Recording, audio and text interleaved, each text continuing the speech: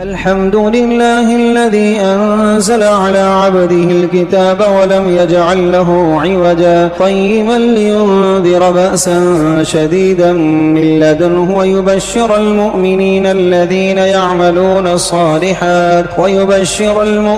الذين يعملون الصالحات أن لهم أجرا حسنا ماكثين فيه أبدا وينذر الذين قالوا اتخذ الله ولدا ما لهم به من علم ولا لآبائهم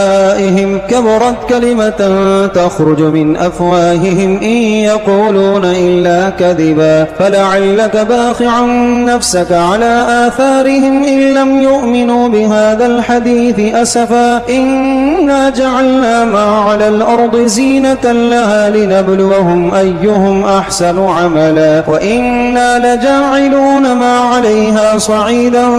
جرزا أم حسبت أن أصحاب الكهف والرقيم كانوا من آياتنا عجبا إذ أوى الفتية إلى الكهف فقالوا ربنا آتنا من لدنك رحمة وهيئ لنا من أمرنا رشدا فضربنا على آذانهم في الكهف سنين عددا ثم بعثناهم لنعلم أي الحزبين أحصى لما لبثوا أمدا.